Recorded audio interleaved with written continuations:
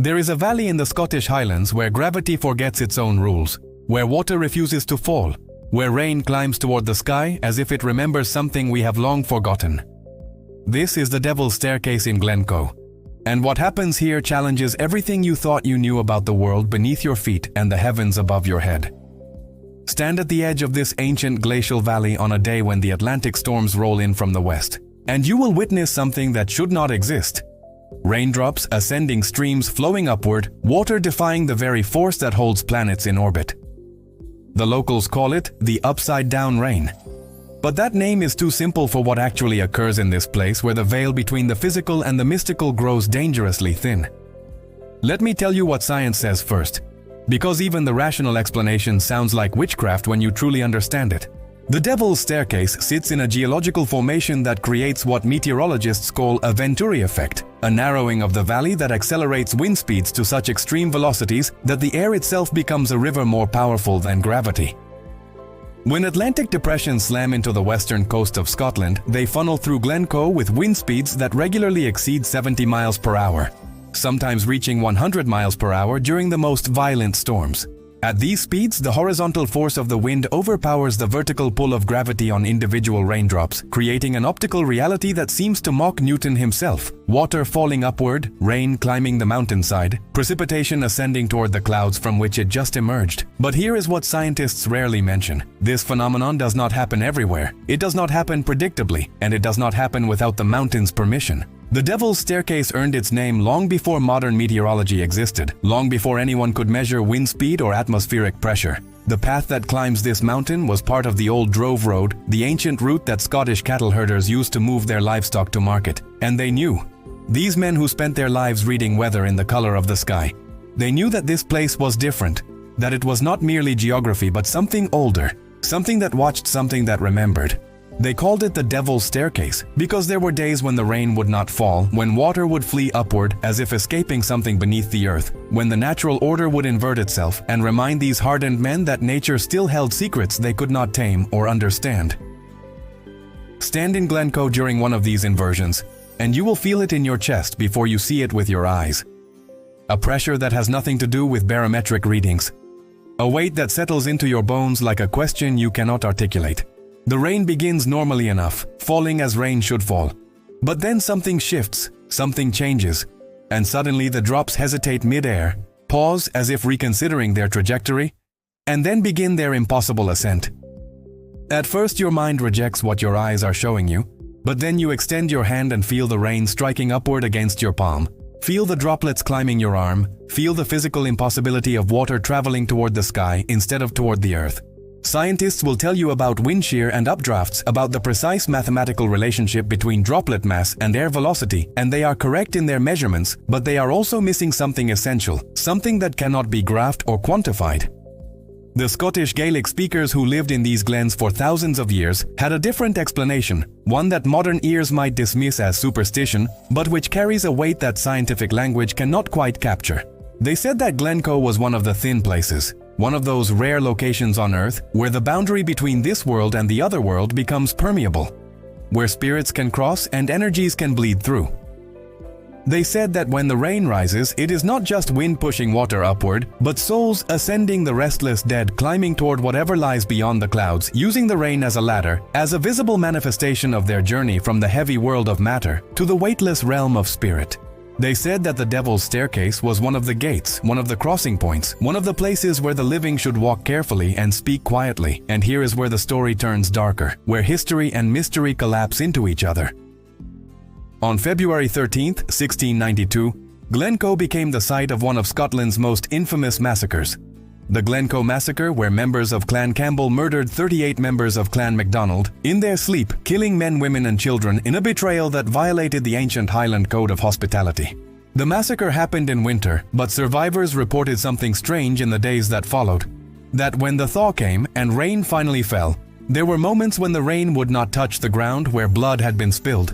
Moments when water would rise back toward the sky as if the earth itself was rejecting the offering. Modern historians dismiss these accounts as grief-stricken metaphor, but the locals never stopped believing, never stopped watching the rain, never stopped seeing in its impossible ascent the lingering evidence of unresolved tragedy, of souls that could not rest. Walk the Devil's Staircase today and you will find memorial cairns marking the path. Stones stacked by pilgrims and hikers seeking something they cannot quite name. You will find flowers that somehow survived the 100-mile-per-hour winds, photographs laminated against the weather names carved into stone. Evidence that people still feel it, still sense that this landscape is not merely beautiful, but meaningful, speaking in a language older than words. On certain days when the wind is right and the rain begins its ascent, visitors report feeling disoriented, as though up and down have lost their meaning, as though they are standing at the edge of something vast and incomprehensible. The meteorological explanation for rising rain requires wind speeds of at least 40 miles per hour, requires specific topographical conditions. But even when all these conditions are met, the phenomenon does not always occur. There is an element of chance, of timing, of something that scientists struggle to predict.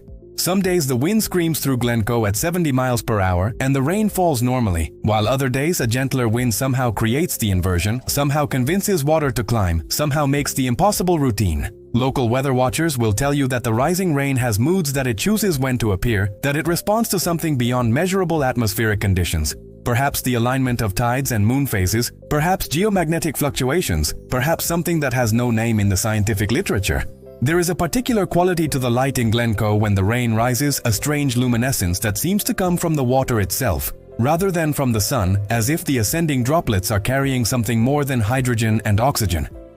Photographers who specialize in extreme weather phenomena flock to this location, but they consistently report that their images never quite match what they witnessed. The cameras capture the motion but fail to capture the feeling, the atmosphere, the sense of presence that accompanies the phenomenon. The old Celtic mystics spoke of certain places on Earth where the world dreams more deeply, where the consciousness of the planet surfaces like a whale breaching from deep water. They taught that these thin places were not supernatural but hypernatural, locations where natural law operated at a higher intensity, at a frequency that most human nervous systems are not calibrated to perceive. By this understanding, the rising rain of Glencoe is not an anomaly but a revelation. A demonstration of forces that exist everywhere but only become visible under precise conditions. When you stand in Glencoe and watch rain climb toward the clouds, you are participating in a phenomenon that sits at the intersection of multiple ways of knowing: the meteorological, the mythological, the historical, the mystical. Perhaps the reason it feels so powerful is that it forces you to hold all these perspectives simultaneously, to accept that the scientific explanation is true, and the spiritual interpretation is true, and the historical trauma is real, all at once, without contradiction. The Devil's Staircase continues to climb through Glencoe, continues to challenge hikers, continues to serve as a gateway into the Scottish Highlands, just as it has served for thousands of years. The rain continues to rise when conditions align, continues to create that moment of cognitive dissonance when your eyes report one reality and your lifetime of experience insists on another.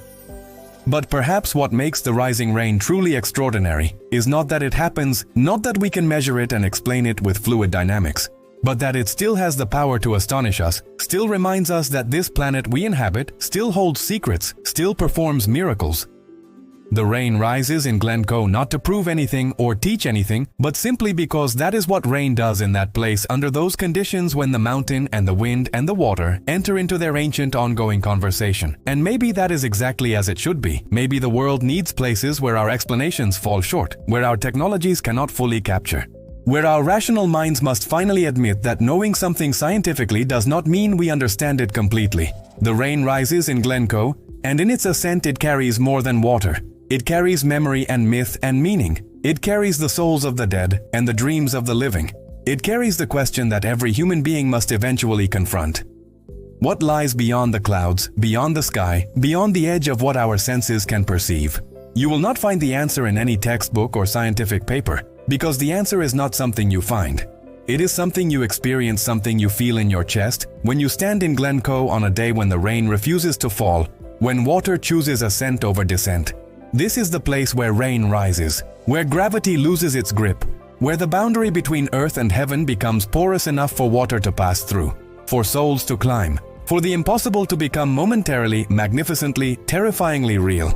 And if you are brave enough to stand in that valley when it happens, If you are open enough to let the experience wash over you without immediately reaching for comfortable explanations, you might just discover that the rain is not the only thing ascending.